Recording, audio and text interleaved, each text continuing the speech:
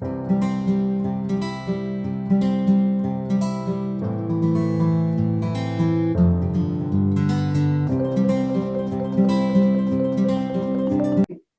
one of the great one-liners summed up by Hillel in the Talmud was, if I am not for myself, who will be?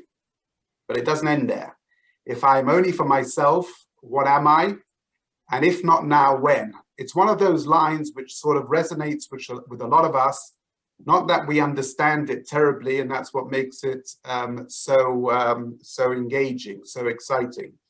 Well, the only thing I would say before I pass you on to our moderators and our panelists tonight is that perhaps the crux of history is the tension between those two maybe polarizing forces. On the one hand, we all understand we have to take care of ourselves because no one else will. On the other hand, many of us feel there's a certain responsibility to the world, to society at large. But I'll leave that to the moderators and to the panelists to enlighten us, to entertain us, perhaps some greater clarity at the end of the evening. So on that note, I just want to introduce Dr. Yaron Brook, renowned speaker, best-selling author, and chairman of the Ayn Rand Institute. We also have Rabbi Simon Jacobson with us, again, renowned spiritual leader, lecturer, and best-selling author too of a book called Towards a Meaningful Life. We are privileged also to have two personal friends, one in Savannah, Georgia, one in Cape Town, Gideon Valkin, who is with us tonight. He'll be moderating, investor at Entree Capital, and previously worked at Monzo Bank and Credit Suisse. We also have Julian Lederman, based in Savannah, Georgia, previously worked at the World Economic Forum, Amazon, and Goldman Sachs. So again, thank you very much for joining us, all of us. I'm sure that this will be a thrilling evening. Over to you, Gideon and Julian. Thank you, Rabbi. Good evening, everyone. Thank you for joining us. We're very honored and privileged to have Rabbi Simon Jacobson and Dr. Yaron Brook. Kind of anyone I mentioned, these two tonight, whether they were my philosophy friends from undergraduate or my kind of religious friends from back home in Johannesburg, I got equally kind of astounding responses. And so it really is a great honor. So thank you for having us. And Julian and I are honored to be involved. On that note, I just want to say that we plan to talk as little as possible. Our job is to ask questions. We are meant to be impartial. I think we are relatively impartial. Julian and I learn Torah with Rabbi once a week, among other forums. And you know, I've read both Ayn Rand books and loved them. And so we might ask probing questions, but that is in the spirit of doing our job only. On that note, without any further ado, would love to kick things off simply by asking Dr. Yaron Brook. I think my guess is that people on this call probably have a better understanding of the basic Jewish philosophies than they do of basic objectivist philosophy. So would love to just give Dr. Yaron Brook an opportunity to summarize for us kind of what is objectivism broadly, and how do you relate to it in this day and age? Sure. So again, thank you for inviting me. This is a real pleasure, and I'm looking forward to this. And thank you to Mallory Factor for having the idea of doing this and for getting together with you guys. Please call me Yaron. Don't call me this Dr. Brook stuff. As my mother will tell you, doctor is a title for medical doctor, which my father is, and she gets very upset when I'm called Dr. Brook. So let's just call me Yaron. So objectivism is a philosophy articulated by Ayn Rand, discovered by Ayn Rand. It is a philosophy, as any philosophy, it's complex and very broad. So I'm going to very much essentialize this in a few basic principles. It's the idea that reality is what it is. It is not invented by us. It is not a product of our consciousness, but neither is it a product of any other consciousness. A is a, reality is what it is, and it is not changed by wishes or prayers or desires. Human beings have the mechanism, the tool to know reality, to discover reality, to discover truth. And that tool is reason. Reason is man's basic means of survival. It's how we deal with the world and how we survive as a species and as individuals. Our tools of cognition, our tool of cognition is not emotion, it's not revelation, it's not whatever we feel like it. It is a dedication to our senses and to reality and to our capacity to reason and to think logically. And then only individuals reason. There is no such thing as a collective consciousness. We certainly learn from other people, but nobody can do the thinking for us. Individuals are the unit of measure. They are the ones, each one of us is responsible for our own thinking and therefore for our own life. So in morality, Ayn Rand follows Aristotle. The purpose of morality is to help guide the individual towards his own happiness. That doesn't mean disregarding other people, treating other people badly, exploiting other people. Quite the contrary. It means trading with them in value for value, win-win kind of relationships. But it also means that you're not exploited by other people. You don't sacrifice to other people. You live for your happiness and you involve other people to the extent that that enhances your happiness. And then finally, the only political system consistent with a morality of egoism, a morality of self-interest, a morality that's geared towards human happiness is a political system of freedom, a political system that recognizes individual rights, the right of every individual to pursue based on their thinking, their reasoning mind, their values, their ideals, to act on those ideas, and therefore a system of freedom, a system of individual rights, which is really the system of capitalism, at least in its intention, not in its, not the way people use the term today, which is more to describe kind of the mixed economy you have. So she rejected socialism and all the different forms of statism, of the state trying to dictate your values to you, whether those values are material, economic, or whether they're spiritual, social. You as an individual responsible for your own values, responsible for acting, and as long as you're not violating other people's rights by using force or committing fraud against them, the state should leave you alone. The only job of government is to protect individual rights. In that sense, there should be a complete separation of state from economics, state from education, state from science, and state from religion and ideas more broadly. So that's kind of the four fields of philosophy: metaphysics, epistemology, ethics, and politics, in a very kind of essentialized sense. Thank you, Yaron. That's very helpful. There's a lot to digest there, but Rabbi Jacobson, I'd like to go over to you, and I don't want to try and summarize Yaron, but this focus on objectivism sounds a lot about the focus on freedom, focus on individual, and we'd like to hear from you. How does that compare? How do you react to that? And how does that compare with many different Jewish ideas, whether it is the Ten Commandments itself, whether it is the Torah, or whether it is the Jewish home, where I don't want to speak for all Jewish homes, but mine and many that I know my friends and family are a part of. They do focus a bit more, I would say, on the collective, on your brother, on your family, on your community. And it's not to say that these things are not part of objectivism, but it does seem like there's a difference there, or maybe even a tension. And it'd be great to get some of your reactions to that. So thank you so much. Yaron, since you don't want to call doctor, I'll just refer to you as Yaron. Absolutely. It's an honor and pleasure to be with you here. And thank you, Rabbi Vogel, and all of you moderators making this happen. I always am very intrigued and enriched by conversations like this, particularly if there are actually differences, because we all can learn from each other. And I see wisdom and reason being a process where we weigh and we bounce ideas off each other. I've grown most from people who actually disagree with me, because then you really can stretch an idea in many directions and come away perhaps with even more clarity. So I really embrace, and I'm really happy we're doing this.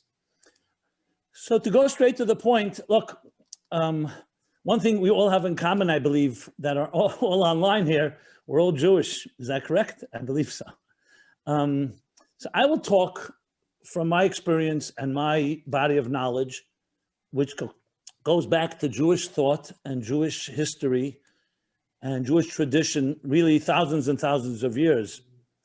So to sum up, also in broad strokes, this issue of individuality versus collective, the good of the whole versus the good of the individual, which does not mean that they're mutually exclusive, obviously, but they could be, is a debate that goes back literally thousands and thousands of years in Jewish thought.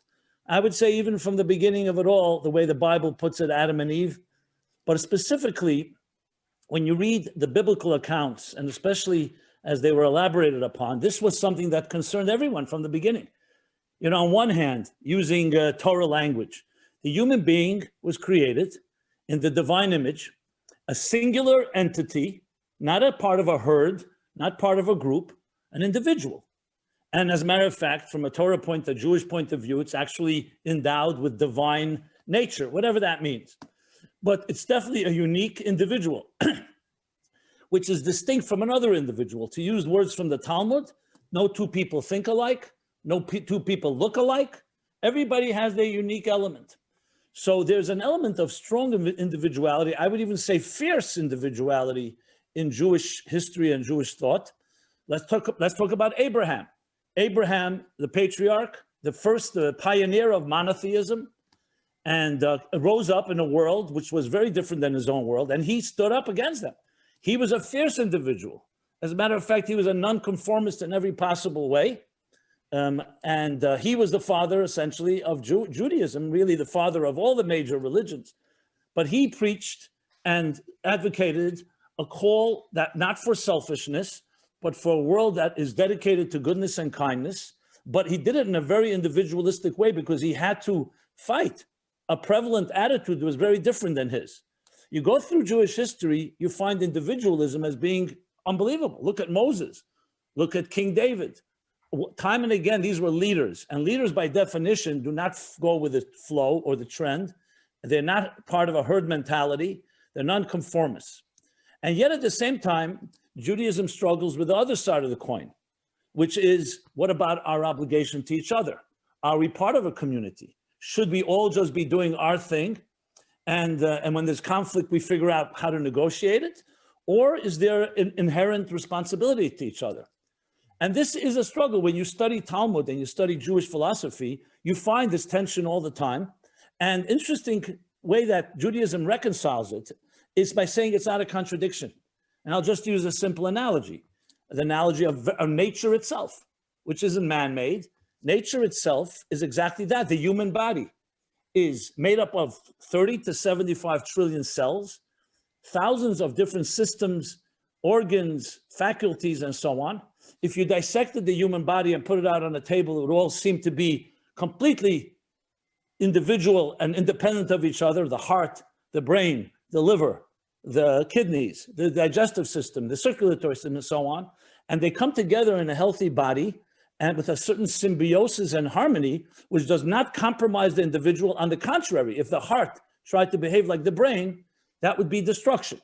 If the brain tried to be like the liver, that would be destruction. And yet there seems to be some invisible conductor, and I use that word very deliberately, like a symphony, where you have different musicians, different sounds. Each one must play their instrument. They're not supposed to play someone else's instrument. They have to live up to their calling, their destiny. And yet there's some harmony that allows them to also recognize that we complement each other. And hence Hillel's statement, which is the theme of this evening: if I'm not for myself, who will be for me? Absolute individuality. And that is followed by, if I'm only for myself, I cannot be complete. If the heart decides I want to disconnect from the brain, even with good intentions, it won't be good for the heart. So there's a fundamental necessity for complementing the other without compromising the other. But here's where it gets interesting. Both these extremes can also be abused. We see, for example, that the idea of herd mentality and conformity, especially in religion, in many ways annihilated, and I use that strong word, and undermined individuality. If people, so to speak, tried to think open-minded thinking, they were maybe excommunicated. You know, Spinoza is a classic example in history, and other such incidents. So there, suddenly, the group started controlling the individual. On the other hand, you can have the other extreme. You could have fierce individuality that compromises others. You know, if two people have different reasoning, and maybe both are legitimate, they can contradict. I mean, let's not kid ourselves. History is fraught with war. War between two sides, each one thought that based on their perspective, they were right. Now, some of them were malicious, and we could all agree perhaps that they were evil, but you know what? That could also be quite subjective. So the fact is that since both extremes can be abused and can go to a point where they can actually conflict with each other, that is why in Jewish thought, the ultimate reconciliation is the same way it works in the human body and in nature. The symbiosis is ultimately, the balance is controlled by a thing called humility. When we sense that we are not self-made people, that we answer to some higher force, higher authority, which is also part of who we are, that is the check and balance. Not that any human being can impose that law on anyone, it has to be self-imposed. Because at the end of the day, Yaron beautifully expressed the power of reason. And we know that Jews are quite reasonable, quite intelligent people throughout history. Reason was always our driving force. But at the same time, when you think of reason, reason can also be, we can have two people who have very different ways of understanding reason. The Nazis, and I don't mean to bring an extreme example, also thought they were reasonable, and I could even defend it purely on intellectual. They felt, just like there are germs that enter the body and toxins, and the white blood cells go and attack them, among the human race, there also may be undesirables, whether they're gypsies, homosexuals, or Jews, and they need to be eliminated. Obviously, I don't agree with that adamantly. And of course, what right do they have to determine? But when you get to reason, the ancient Greeks thought it was reasonable and actually compassionate to make sure that in disabled children born handicapped in any way were either put to death or some other way. They actually looked at Jews as being barbarians for allowing handicapped children to come to this world. Most people in the Western world would find that absolutely unacceptable. I'm not making an argument one way or the other. My point is, what's the check on reason? Your reason may be legitimate. My reason may be legitimate. That is why in Judaism, you also have, in addition to reason, you also have other elements that come into play that create a more holistic approach to things. Secondly, we're not machines. I'm a man of reason. I make constant mistakes based on my emotions. We have impulses. If we were computers and we could just rule things by programming, yeah, that would be nice, but it's not the case. So many people of reason also have other challenges in place. Finally, I'd like to say that in that context as well, does this mean that someone who has more reason is smarter than another, is superior to the other person? What about the millions or thousands and hundreds of thousands of people that are not necessarily brilliant? They're not leaders. They're not the elite. They go about their lives. Is their validity legitimate? And from the Jewish point of view, absolutely, because individuality doesn't just mean an individual who's brilliant and is a scholar and knows more, and therefore perhaps more objective. Everybody has a certain uniqueness and indispensability to them, which I'd like to finally conclude is when you look in the Declaration of Independence and you see, it's interesting, the founding fathers, who by no means advocating religion, nevertheless, they use the word creator twice. All men are created equal. Let's call it all people are created equal. Make sure that it means everybody. And secondly, by the creator, endowed by the creator with unalienable rights. I went to many constitutional scholars and I asked them, why do they use the word creator? Why couldn't they just say all men are born equal or men are equal? Why do they have to use creator, which can create the confusion, separation, church and state? Yaron referred to it. I've never really found an answer. My only personal answer, and maybe it's open to interpretation, that perhaps in their wisdom they understood that if you don't have an absolute creator guaranteeing it, and if it's just guaranteed by a few legislators, then you know what? One day someone can say some people are more equal than others. So by putting it the word creator, just like the insurance policies have the word by other acts of God, because God is a great scapegoat where you can just say, if there's a hurricane or a tornado or a tsunami, God is responsible. So in the same sense, they introduce that concept to give it an absolute element that no one can ever come and say that some individuals, the minorities, are perhaps less equal.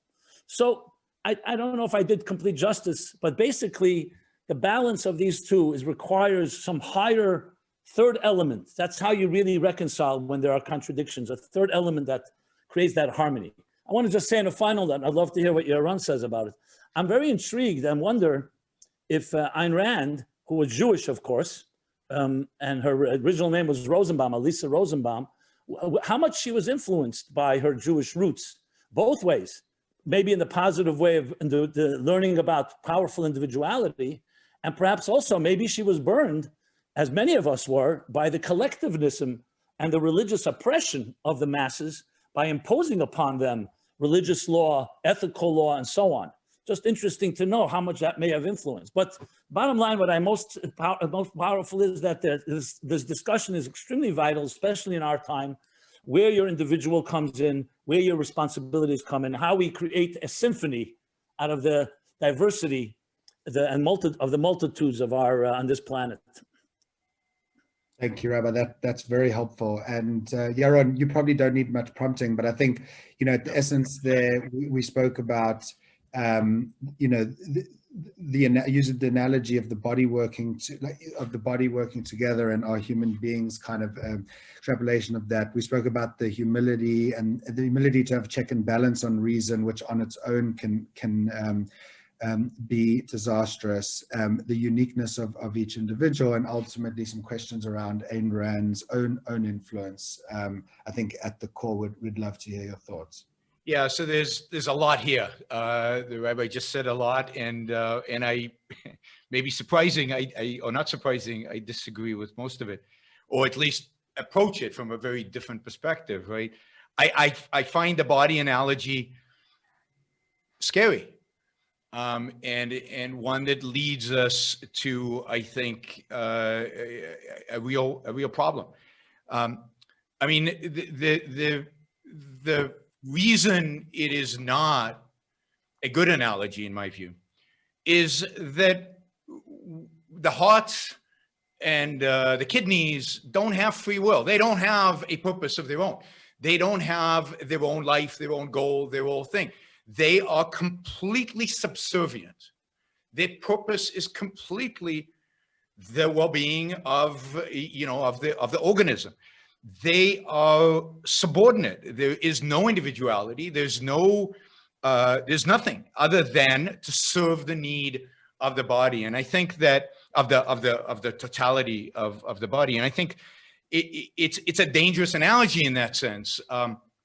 So while I agree there's absolutely great value in individuals being individuals, but living in harmony, that a harmony exists between them, I think the idea that my purpose as an individual is to help the body, society, the world in X way, and his is in Y way, and this is all dictated from above, is authoritarian, and I think quite dangerous. So I accept the idea of people living in harmony, and I think that's key to us living in a society, and we can talk about what creates that harmony. But I think there's real danger in assuming that you need to be the heart and I need to be the lungs, and we've got a job to do for society. And again, that places society above all else. And we talk about the good of the whole. Well, what does that mean, right? Since the whole there is no whole, really. The whole is just a collection of individuals. What is this good that is an abstraction above the whole? I don't know what that good is, and I don't know anybody who knows what that good is, except through some kind of authoritarian. I know what the good of the whole is, and here, if we brought up communists and Nazis, this is a good opportunity. I know what's good for the Aryan people. I know what's good for the proletarian. Here's what it is. Do your thing. Don't question. I am very suspicious of any claims of people who know what the good of the whole is, because I don't know what the whole is.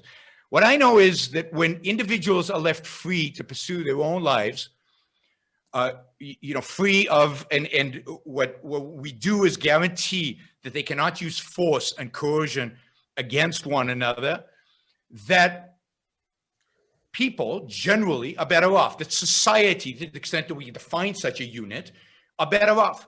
They're not better off because the people are serving the whole.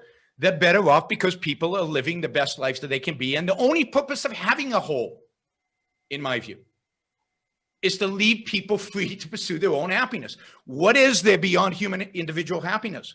What is there that the whole represents that's more than the happiness of the individual?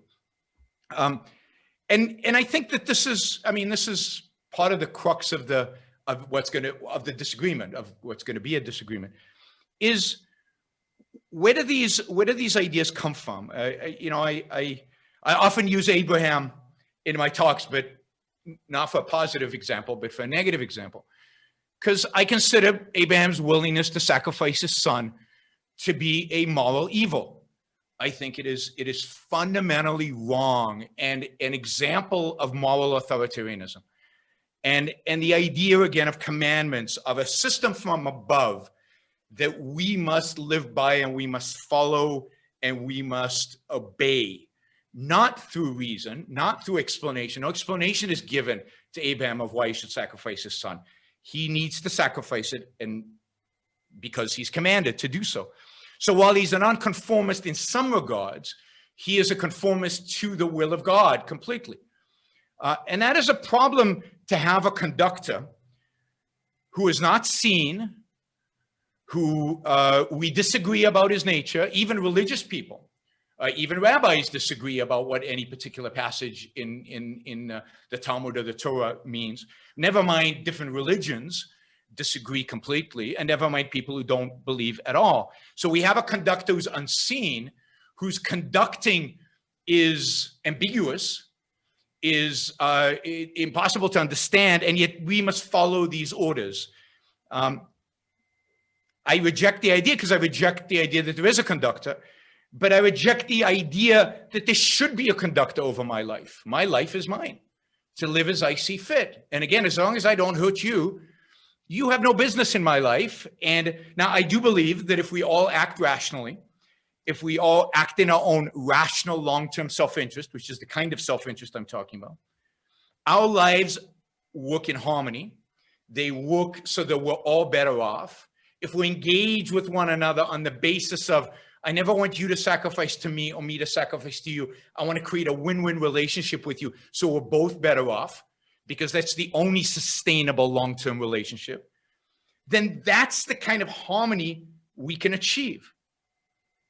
And I want to be clear here. I don't consider reason to be subjective. I don't consider reason to be whatever people feel like it is, right? Whatever they think it is. So the Nazis had reason and these guys had. I think the Nazis were mystics. I think the communists were mystics fundamentally. They believed in an unreality, a fundamental mystical nature of the Aryan people versus others, unscientific, not based on any facts of reality. And no, I don't think you can make an argument that the Nazis were followers of reason, or the communists, or anybody who feels like it.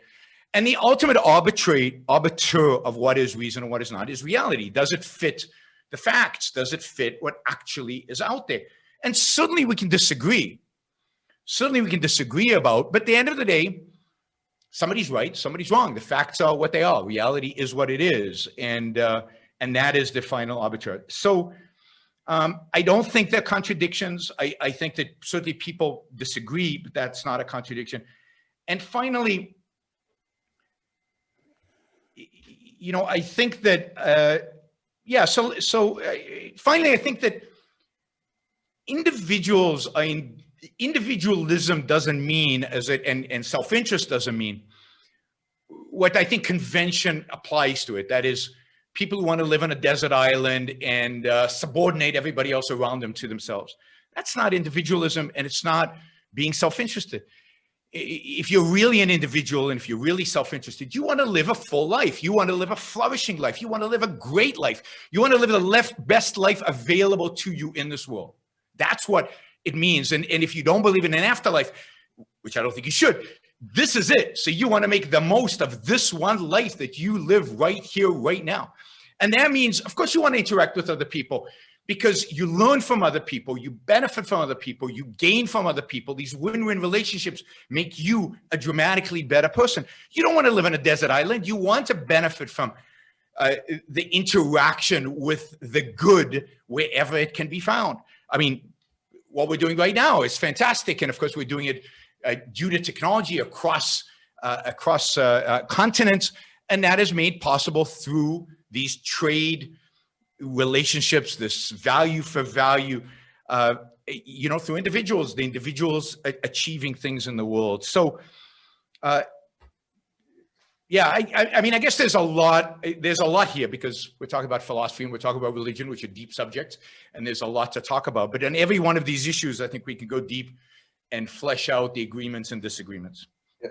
Rabbi, I'd like to go back to you, and it seems like your initial part found a bit more commonality, and Yaron's response found a bit more difference, to put it diplomatically. It'd be great to get your response to anything he said, and maybe if we could try to bring in any examples from real life or, relatively modern life of what we're going through now with COVID or politics or society or anything that comes to mind, where you either feel that you're seeing failures because you're seeing objectivist type approaches, or on the flip side, you're seeing successes because you're seeing more collectivist type behavior. It'd be great to hear any of those. Sure. So thank you for that, Yaron. Well, I will usually avoid words like dangerous and danger, but since Yaron did introduce it into the conversation, I will say the following. Look, maybe it comes down to a very simple equation. Do you worship yourself, or do you worship something greater than yourself? I think worshiping oneself and one's ability to determine what is good as if they're completely objective and everyone will agree, I think can be quite dangerous. So we've seen a lot of dangers when that comes out of that. Not that I'm suggesting that anyone that is a fierce individual is a dangerous person, but we've seen plenty of damage. I will also acknowledge, and I actually stated it earlier, I've also seen great danger coming from authoritative approach and people trying to control others with not good intentions. That's why I threw in the word humility, because at the end of the day, we all can disagree.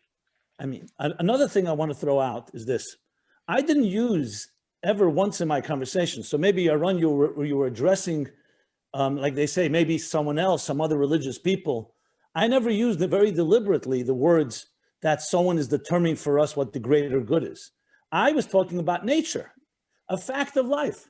Let's not talk good. You want to the heart and the liver and the brain, yes, they don't have free will, which is also a debate, whether humans actually have free will or not. I mean, Isaac Bashevis Singer put it this way. He said, we must believe in free will. We have no choice. So the question of free will, let's go that way. Let's talk about the human dynamic. We'll move away from nature and from the human body, even though I think it's an absolute perfect example. But let's take the human condition.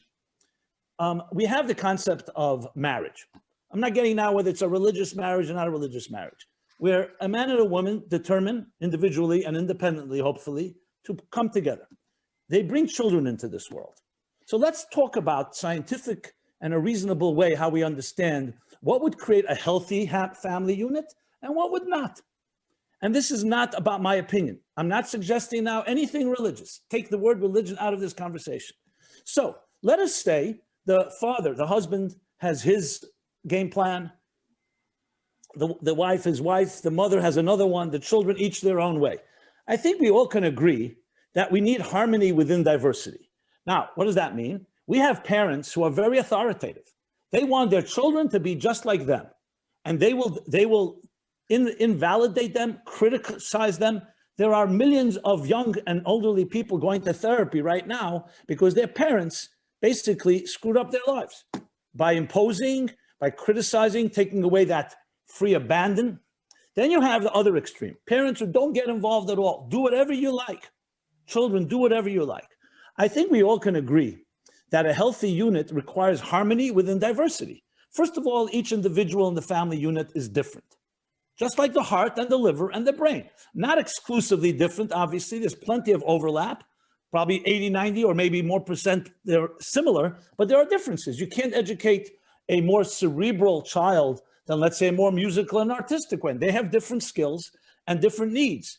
So in the family unit, you have individuals. You must respect the individual, im eina nili mili, because individual is that person's life. To undermine that is, from my point of view, just as sacrilegious and an abomination as following any greater good. That's an abomination, because an individual is an individual.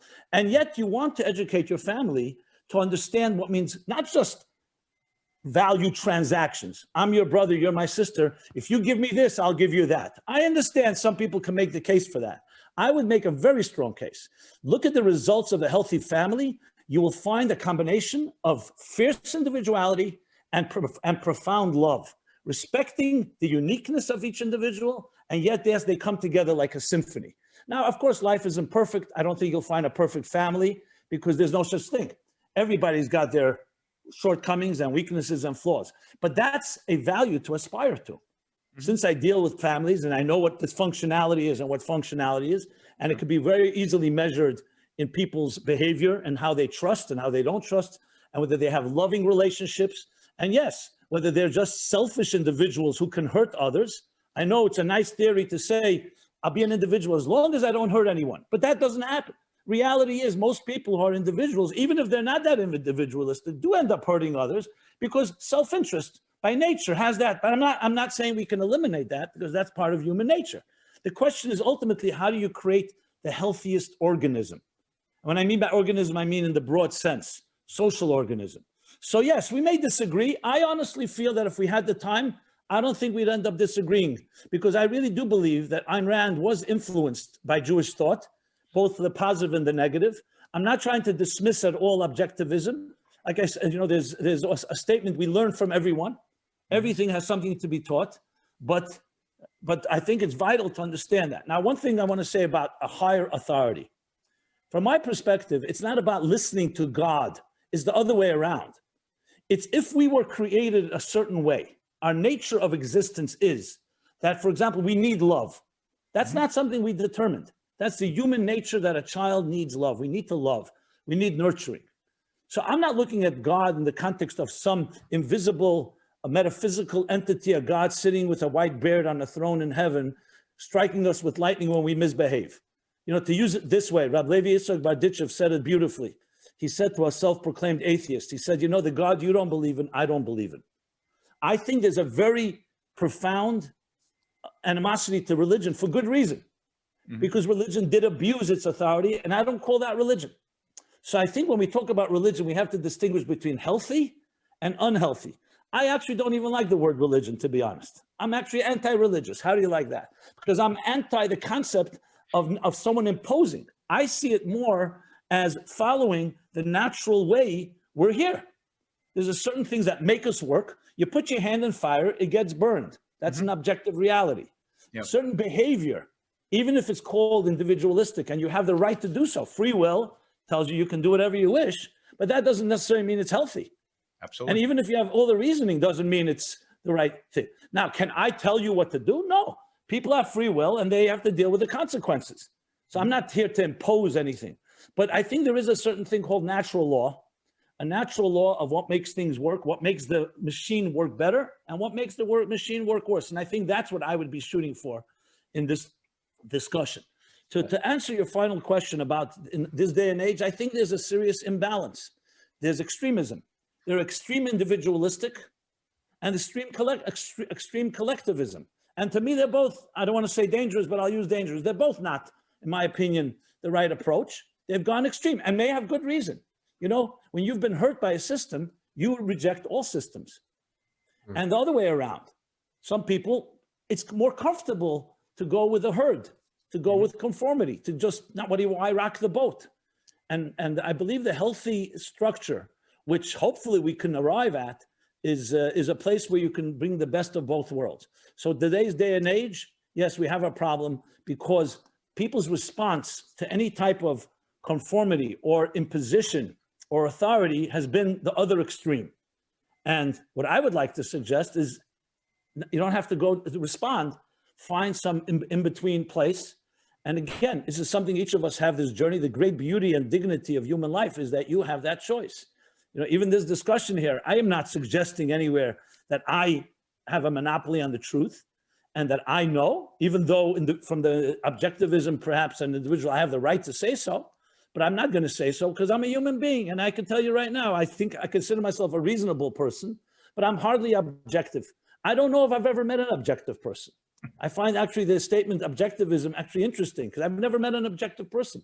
Yes, I've met objective thinking and I've seen people behave objectively, but frankly, most of us are subjective. When it touches you in an emotional place, you become biased and prejudiced.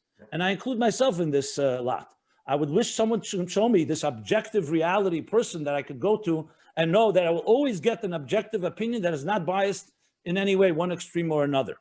So I think this conversation can really help the situation. You know, I'm in the United States. You have fierce individualism, of course, a country based on capitalism and democracy, but you also have a lot of conformity and a lot of groups and herd mentality. You've seen it in the past months.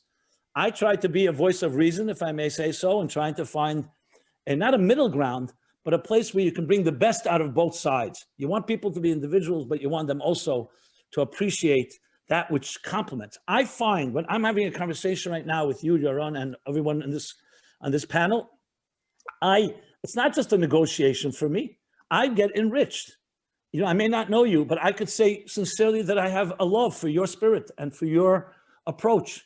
Even if I may disagree about certain things, there's a fundamental connection. I do feel myself as part of one greater whole. Does that mean I can tell you what to do? No, obviously not. I just learn from it. You know, you may not learn anything from me, that's your choice, but I learn from this and I embrace this and I celebrate our commonality and our distinctions. Rabbi, if I could pause you there, we want to try and introduce a little spanner into the works. And Spammer? Spanner, you know, put something into the gears. Yeah. You know, there's, I have a feeling one could argue, I'm not going to, you know, Gideon and I are here to be neutral, but one can argue that both sides here are being a bit disingenuous. And I'll explain. I've been watching Band of Brothers, rewatching, I did many years ago. It's a 10-part series on World War II, and I'm rewatching it over the last few days. It's the end of the COVID streaming library. And long story short, we are here today because many men and women put their reasons aside and fought for the collective, allowing us, some of us here, to try and maximize our objectivist priorities, our own reason. So many of us are reaping the benefit as objectivists that others have fought and died for. And there's others examples of that. We're driving on roads that other people's built and taxes paid to schools that we then benefit from. So that's one challenge. On the challenge, perhaps to you, Rabbi, I must say, even within the Jewish community, it seems we often praise what I would argue is many of the collectivists, those who have tried to maximize their own life as much as possible, let's say business-wise, financially, the New York scene, optimizing banking, selling mortgage-backed securities, doing that whole route.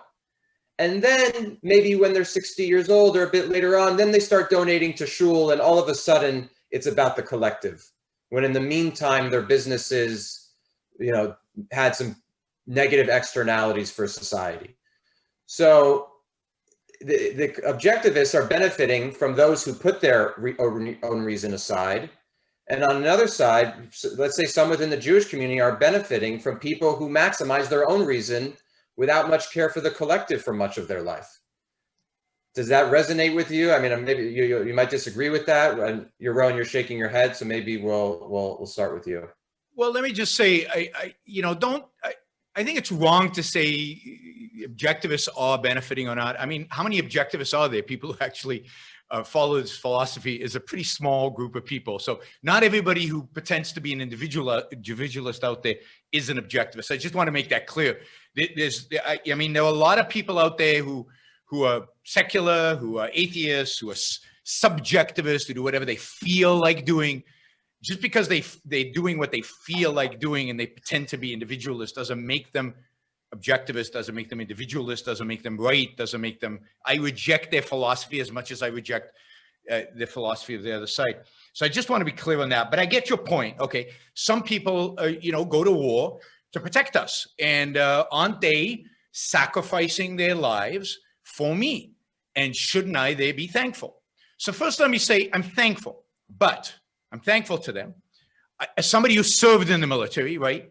I can also tell you that it's not clear to me that that's what they did. I don't think any single soldier out there was thinking about me when they fought their war.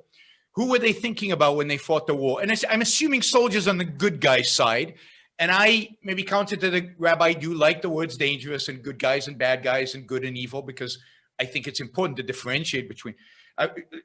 Most people who fought for, let me put it this way, most people who fought for a collectivist cause in history have done me and you damage, because most of them did bad stuff. Most wars are wrong. Most wars were not to establish freedom and build democracy or whatever. Most wars were horrific and bad and should have never been entered into. Now, there are a few wars that we have benefited from, because whether you're in England or whether I'm in the United States, your band of brothers, World War II, fought against evil and won. Who were they fighting for? I would argue they were fighting for themselves more than anything else. Now, again, here, it's important to think about what the concept of self means. The concept of self doesn't mean the biological cells that constitute my body, my heart, my liver, my soul. On. The constitutive cell is who I am and what are my values. Do my values incorporate my family? Absolutely. I'm willing to fight for my family. I'm willing to risk my life for my family. I'm willing, in some cases, to die for my family, because life without them would not be worth living, because they are part of who I am. They are my values, part of my soul, right? Is freedom part of my values? Absolutely, freedom is part of my values. And if the choice was, am I willing to fight for my freedom and risk my life for my freedom? Absolutely. Am I willing to risk my life for my family's freedom? Absolutely. Would I be willing to die if the alternative was to be in a concentration camp? Absolutely. Why? Because I value my life, because I value my values, because I value me and the people I love and the people I care about. Would I be willing to fight for America? And I'm not sure about America of today. I'm not sure I'd be willing to fight for America of today, because I think America of today is not as good of a place as it should be and could be. But am I willing to fight for the idea of America, which I think is a great idea, right? And I think is, yes, because it's part of my values. So, and those values are not arbitrary, right? And this is, I liked the rabbi's point about nature, because I absolutely agree on this. I'm not sure we agree in the details, but we agree in conceptually. In my view, where you derive morality from is from nature. So if my purpose in life as a selfish, to use a term the rabbi used, as a selfish individual, my purpose in life is to live, is to survive, just to be able to survive. How do I figure out how to survive? Because I do believe we have free will. I do not believe we're programmed with knowledge on how to survive. I think there's overwhelming evidence that we do not have a program to survive. I think if you drop me and the rabbi in the Amazon jungle, it would be very difficult for us instinctually to survive. We'd have to use our reason and our free will in order to actually survive if we had no tools and nothing with us. So I look to nature in terms of what is necessary for me as a human being to survive, to thrive, to flourish, and ultimately to be happy. Nature is my guide. So when I look at nature, I say, how do I survive naked in the Amazon? Well, I have to figure out, I have to build tools, I have to build a hut.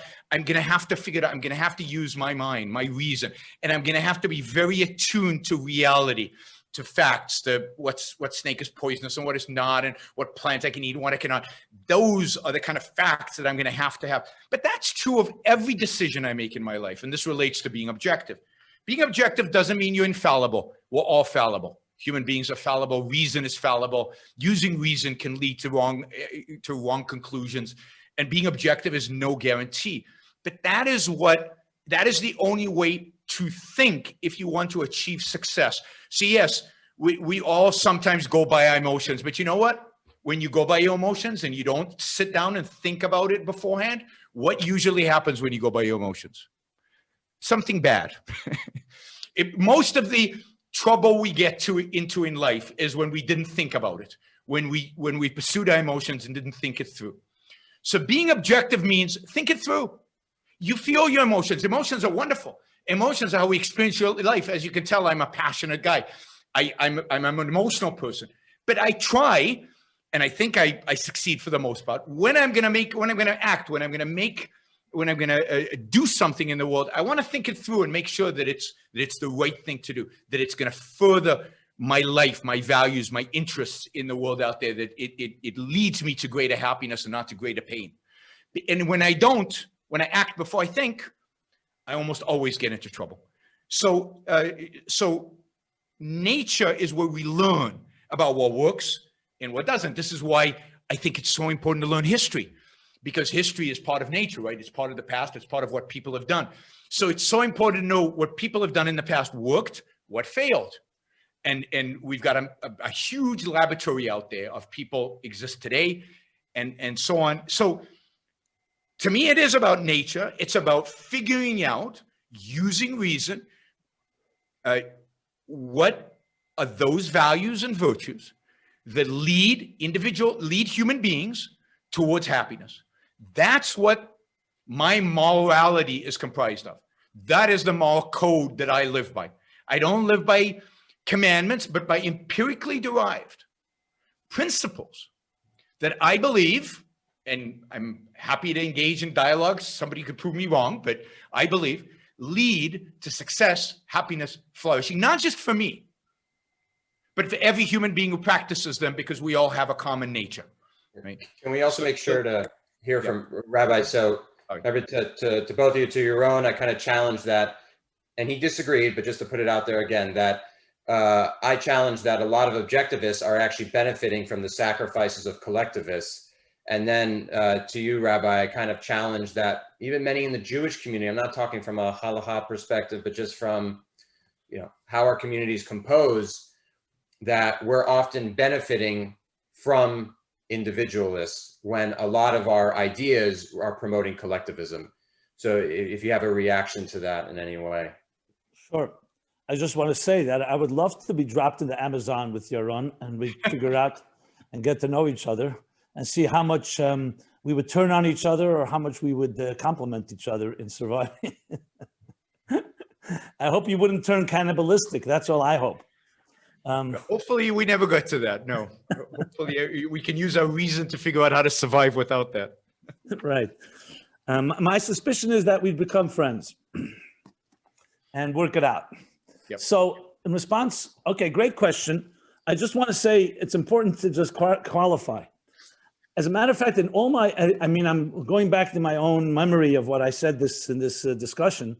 I never promoted collectivism in Judaism. I just said Judaism has two sides, and there's an element of a greater whole or collective whole, but I don't believe Judaism chooses the collective over the individual. Let me make that absolutely clear. When we have, for example, a quorum, it's called a minyan, and 10 people come together in a synagogue, the mistake is everybody thinks that the individuals are there to serve the group. It's the other way around. The community is a synergy. It's like if I want to lift a weight myself, I can lift 100 pounds. If I want to lift more than that, more than double, a second person, we lift more than double our strength. In other words, two people who each can lift 100 pounds will lift 100, maybe 220 pounds. And it collectively, it accumulates. So there's a synergy, just like there's a synergy when you put letters together and it creates words and ideas, there's a synergy. The synergy of the group can not just complement, can enhance the individual. Anywhere where the individual is compromised as a result of the collective, Judaism actually rejects that. I mean, I'll just cite one important law. God forbid, you have an enemy surrounds a city and says, there's 1,000 people in the city. There's 100,000 people in the city. And the enemy says, give us one person or else we kill you all. You know what the law is? You would think collectivism would dictate one person. What's one person compared to 100,000 or 1,000,000? No, you're not allowed to give that one person because a single life is just as sacred as 100,000 lives. As the Talmud says, every person is responsible to say the entire world was created for me, because not out of arrogance, out of responsibility, because you can't change the course of life. I would call that probably more fiercely individualistic than any system I've ever heard about. So I want to just state that for the record. Now, individuality that damages either others or the group, that's another story. So you mentioned Jews who are very individualistic. They make money in their business. And when they turn 60 years old, and whenever they start becoming giving and they become more collective and so on. So there, I would say if their individuality was selfish in the point where they just rejected everybody and just took care of themselves, and now suddenly they become this compassionate citizens, okay, you know what? They're human beings. And I would not condone that. But that would be their weakness. That's not what Judaism preaches. The system of Judaism, just as Yaron said, we have to look not always at how individuals live by it, because frankly, I'm an insider. I can tell you more nightmares than you probably know about how people live by it. There's what the system expects. What's the standard? The standard in Judaism is be an individual, express yourself, your voice, and it's not a contradiction, the benefit of the others. They come together. And just to point one more thing, which I think may be surprising to some of you. The word in Judaism for mitzvot is not commandments. It's connections. It's very different. A command means someone outside of you is commanding you. A connection means that when you do it, you become a more connected human being to yourself, to your own spirit, to your own health, and to the health of others. Very different word. I always rejected. I grew up in a very religious environment. And I never liked the idea of someone telling me what to do, even if with good intentions, because I felt, you know what, we should come to it. But then I came to realize it's not someone telling you what to do. If you are given by, just like you go be trained by a master doctor, cardiologist, or an experienced engineer, they're teaching you the best way to practice your vocation, practice your skills. You want those shortcuts. That doesn't mean imposing. That means something we actually embrace. When I speak to my father, my grandfather, when they were alive, I learned life advice from them. It was very valuable. Why? Now, sometimes we learn the hard way. We make our mistakes, and sometimes that's the only way to go. But if I could find someone that teaches me and says to me, you know, I've been through difficult situations. Here are some of the tips that I learned. So some things we learn from experience and some things we do learn from others. So in that sense, I think that's the context I would place this whole discussion in. So if people are just individual and they completely disregard others, you know, they're not giving or so on and so forth, that's their problem. It's nothing to do with Judaism. On the other hand, if people are just collective herd mentality and there's no individuality, you know, I remember when my son came home from school one day, he was like 7 years old, and he was very excited. I said, why are you so excited? He says to me, because I heard this line today, it really touched me. You were born an original, don't become a copy. So, you know, my son, I was touched by what he's touched. Recently, he's now already in his mid-30s. He has his own children. I said to him, Mendel is his name. I said, so what happened with you? Are you a copy or an original? Now, no pun intended. He happens to be a copywriter. So he says to me, I'm an original copy, whatever that means. We are originals. We have a unique personality, each one of us. And it's something that from a Jewish point of view, that's not your choice. It's actually God-given. What does that mean? It has absolute divine element to it. God wants you to be an individual. And that's why there's free will. And you can even defy God, you can deny God. It's all part of Judaism. Judaism is not about a system of you must do that, you must not do that. I know it's taught that way, but at the end of the day, it's about a system that works best in combining the balance between the individual and the collective. Thank you very much, Rabbi. So unfortunately, we're running a little bit out of time, but I think I'm going to go over a little bit. Also, as kind of someone that has always loved a debate, I'm conscious that there've been a ton of nuggets from kind of both Rabbi Jacobson and Yaron, where each on their own probably could have sparked an hour or more long conversation. And you know, I'm sure we all struggle to let a lot of these things go. So in the interest of final remarks, I'd love to you know, allow each of you to really respond to the things that you think are most important, and just use that to kind of summarize and leave a few closing thoughts. And we'll start with Yaron. Any thoughts on how much time you want us to? Yaron, you can go. Last time you cut me off, so I'm sensitive to the idea that you might think I'm talking too much. So No. Yaron, feel comfortable. Feel Sure. comfortable. Feel Okay. at home. So I think it's important to not think of the individualism I'm talking about as this idea of and I've tried to emphasize this, but maybe it hasn't come through. This idea that of an individual, somebody who is self-interested in the objectivist sense, is somebody who does not care about anybody else. An individual or somebody self-interested in the objectivist sense cares about himself as the primary. And because of that, cares about other people.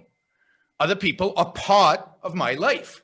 They're an essential part. And when I talk about win-win relationships, transactions, I'm not talking about, I'll give you a few shekel if you do me a favor. I'm talking about the constant exchange of material, but primarily spiritual values that individuals engage with one another in friendship, in love, in marriage, with our children, constantly. I mean, if my relationship with my wife was only I lose and she gains all the time, then it wouldn't be a good marriage. It's a good marriage because we feed off of each other. We benefit from one another. There's a synergy there. It's win-win. And it's not that we transact one-to-one on everything that we do. It's that we live in a way that we both are benefiting from our choices, from our decisions. I mean, when we do it well and when we do it right, when things are in harmony, then in a way that enhances each one of our lives and enhances both of our lives. But there is no both of our lives separate from each of our lives as individuals. There is no collective there is no group, if you will, without individuals. At the end of the day, the duty of the responsibility, I hate the word duty, the responsibility of people, the responsibility of the individual is to live the best life he can in this world, to achieve the greatest happiness, to achieve the greatest fulfillment, to achieve the greatest flourishing. And he must learn how to do that from nature, from other people who have experience, from learned books that might have although every one of those should be validated in reality, because a lot of stuff in books is wrong. A lot of stuff in books is wrong. And how do we figure out if it's wrong or right? By testing it in reality, by examining it in reality. At the end of the day, reality, nature, our nature and the nature of around us is the final judge of what is right or wrong. I also want to just one quick thing on, there is this, again, conflation of individualism with subjectivism. Yes, some people are subjectivists. And to me, subjectivism means going by your whim, going by your emotion. That is subjectivism, and I reject it. I don't think people should live by their whim and their emotion. Not to say we don't sometimes, but that's not the standard. That's not what the good represent.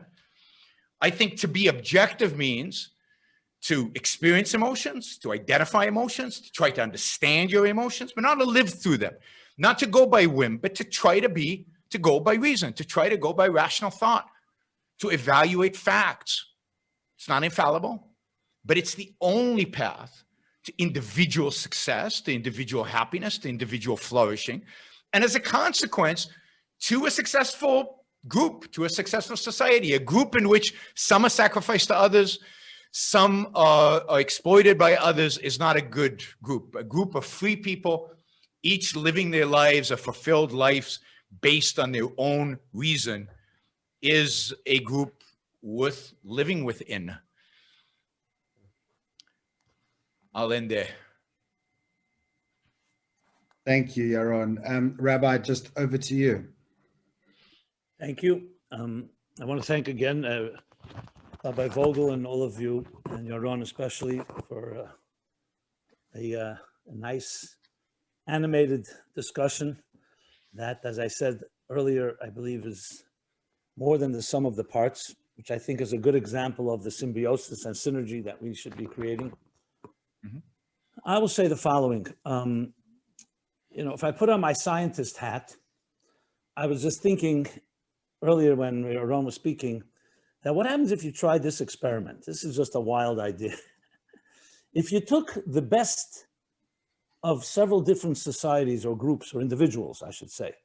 The best, let's say, in the Jewish world, who follow Jewish thinking, the best in the objectivist world, the best in some other world, and you study them scientifically as far as their behavior, their refinement, their excellence, their actualizing their talents, you know, some objective criteria we could all agree, would you find different results?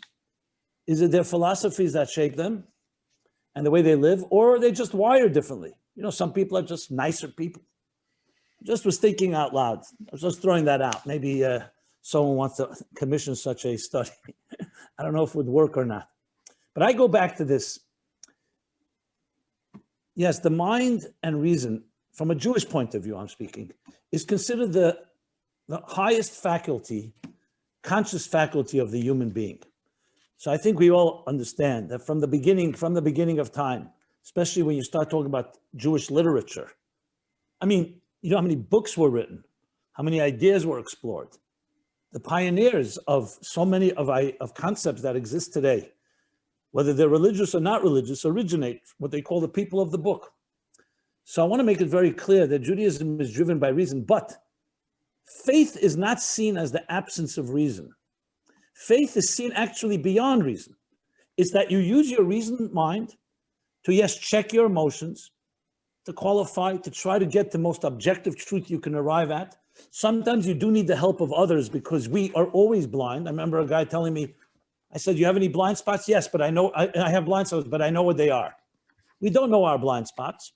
To use the words of the Bible, the Torah, the bias, prejudice blinds the eyes of the wise. The wise. You know, if you're biased, if someone pays you off, you may not know it. If it's a family member, you are biased, even in a court of law. So we sometimes need others. That's why we have the statement, appoint a mentor, designate a friend to talk to consult, just like you'd go to a lawyer or an accountant. You wouldn't just base it on your judgment. They have more experience and a little more objectivity. But then there's something where reason cannot arrive at. You can date a woman, you can date a man, and everything seems to check out on paper. There's going to be, I don't want to call it the leap of faith. I don't like that expression per se, but there are things, a decision is made by informed decision, not irrational, not emotional, but a place where reason touches something beyond. When the Wright brothers determined that they're going to create a flying ship, and they went to investors, would you invest with them 150 years ago, 200 years ago, that we're going to create a ship that's going to fly in the sky? Insanity. But they believed in it. It was not just rational.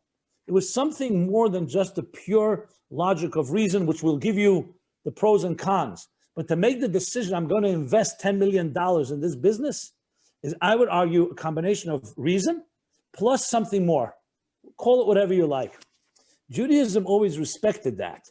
And that's how it saw the human being making decisions, checking that subjectivity that we all have, making sure that you create the best possible result. Is it perfect? No, it's not perfect because we're human beings. And as I mentioned and repeat again, many people have abused their own reason, they've abused their faith, they've abused others, as I mentioned earlier. I'm not denying that.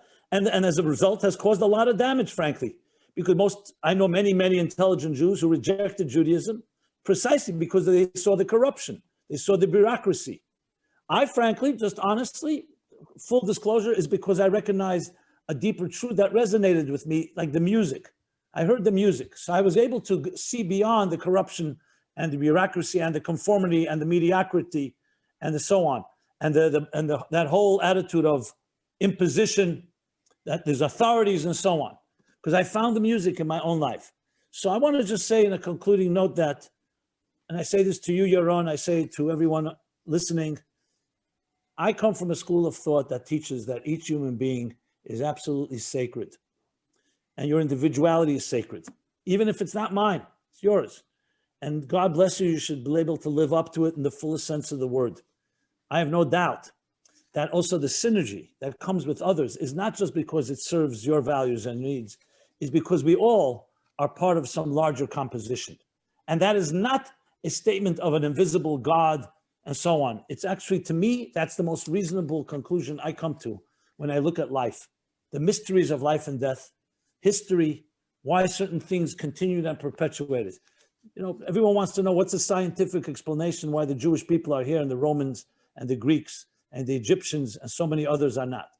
I met the Dalai Lama and he asked me that question. He said to me, you know, I'm in exile. What is the secret? How did you people, the Jewish people, make it in exile without an empire, without money, without armies until recently? And I said, what do you think? He says, it's your faith.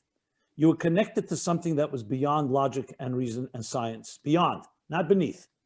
And that held you up even in the most difficult times. In the words of Viktor Frankl, man's search for meaning, that there's something deeper than just what we are conscious of. And I'm not saying this in any way, nobody has to accept what I'm saying. This is a purely my own sentiment. And that's why I embrace and feel without judgment in any way, every person on this earth. And I feel it's an honor, to me, it's the most distinct and sacred honor to be able to interact, cross-pollinate with you, Yaron, and with everyone that I ever meet. I think it's the richest and most majestic part of the human experience. And each of us should find our calling, and hopefully we can all help each other in the process. So I thank you again. I want to just, I had a thought, you know, I'm not sure what was going on in her mind, but Ayn Rand, the word Ayn, A-Y-N, is actually a word from the Kabbalah and Hasidic thought. I don't know if she was thinking about it, but interestingly and ironically, you know what it means?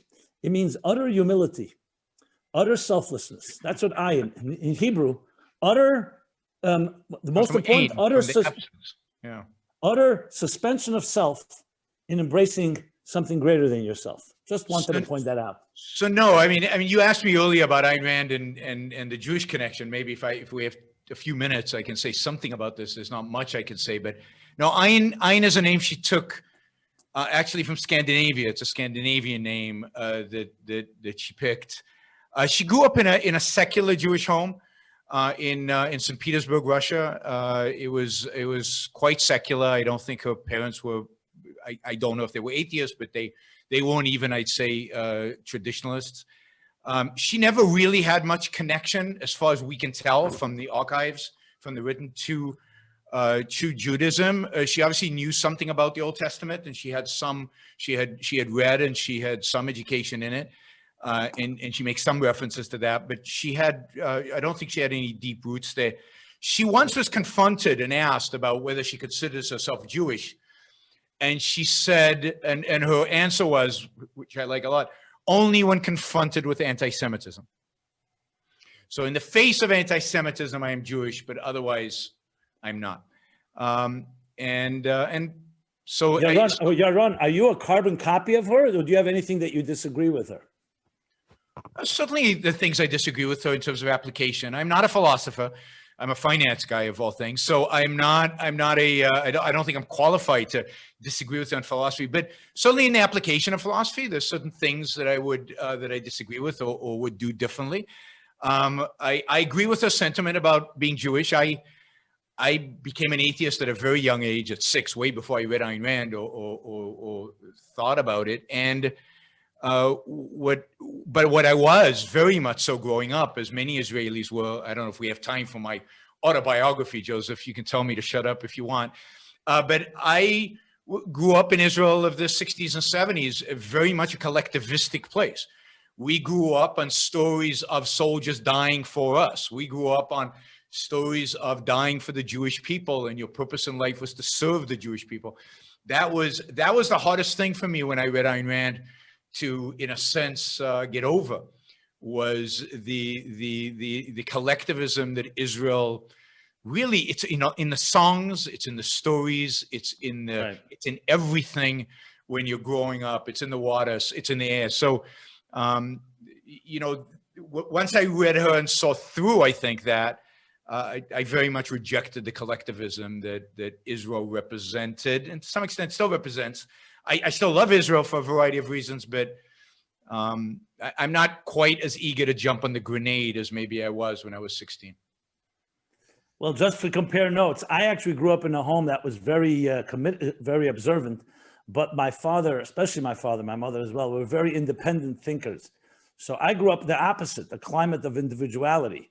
Yeah. Maybe that helps explain some things as well. Well, my parents were believers, but more traditionalists. They weren't, I mean, my grandfather was a rabbi, but my parents were not, and were not very religious. My grandparents were, but yeah, and everybody was very much, I think all my siblings are very secular.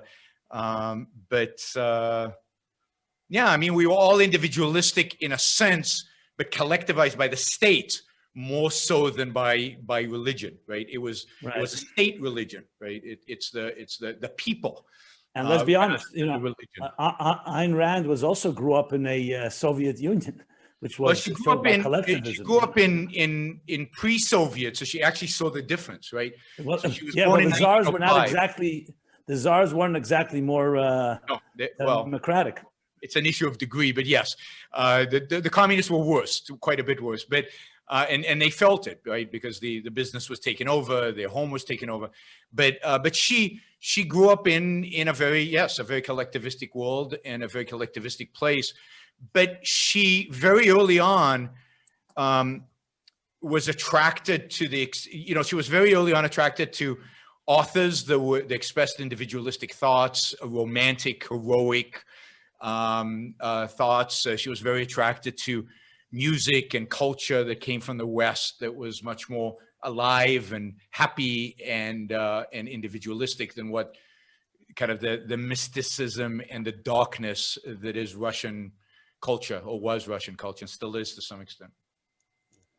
Great. Well, on that note, we're going to hand it over to Rabbi Vogel, but on Yaron and Rabbi, we just want to say, thank you so much. You made this very easy for Gideon and I to do, and I think seeing many of the great things about being Jewish is how we layer commonality on difference, on commonality on difference, and the layers just keep going and going and endlessly piling up. And it's great to have that, great to see that, and great to hear that from you today.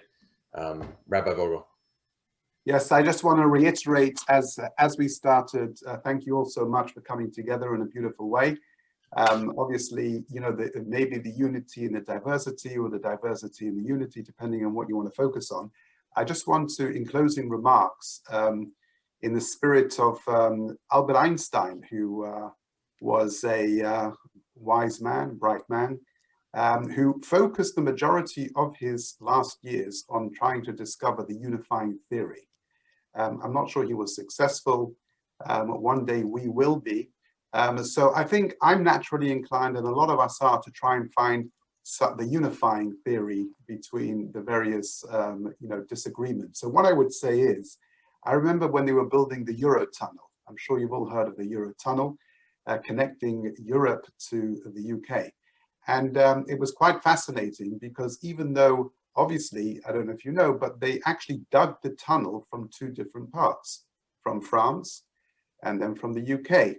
And the idea was that hopefully they should end up at the same place, which miraculously, well, engineering stunt, they did. Maybe they were a couple of millimeters off. So what I want to say in closing is that as I listen to this, as objectively as a human being can be, I marvel at the two of you, Yaron and Simon, I think coming quite close to a common place from different angles, from different approaches, as Yaron, you mentioned right at the beginning. You see, on the one hand, you have as you mentioned, and perhaps we can change the words a little, yes, the rationale and the human being, the rational man, can come as close as possible to, let's call it, objectivism, or another word for it, Yaron, you used the reality.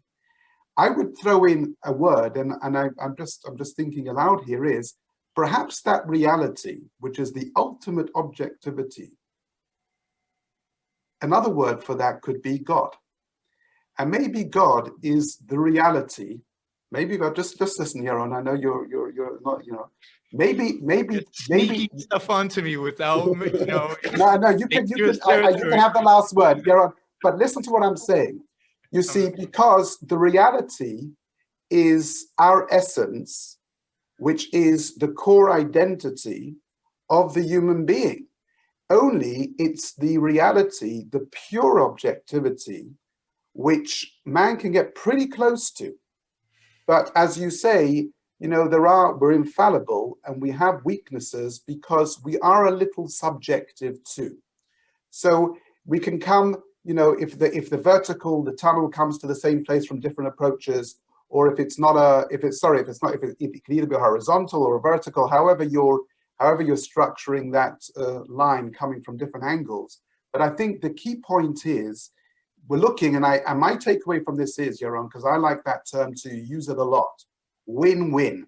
The problem is that to the degree that there are win-win-win-wins, and there has to be a 7 billion win-win-wins, you're going to have to sort of take a step back and might I dare use the word submit to an objectivity, a reality that transcends the parts, because I can't think of a unifying theory that brings together 7 billion individuals to a win-win scenario. So anyway, that's my take on it. I like to believe that we have a lot more in common with each other than we don't. And I was fascinated by this. And I want to thank all of you, Gideon and Julian and Yaron and Simon. And as Yaron, as you mentioned before, Mallory Factor, who, by the way, brought this all together. I think a lot of us become more enlightened, more challenged.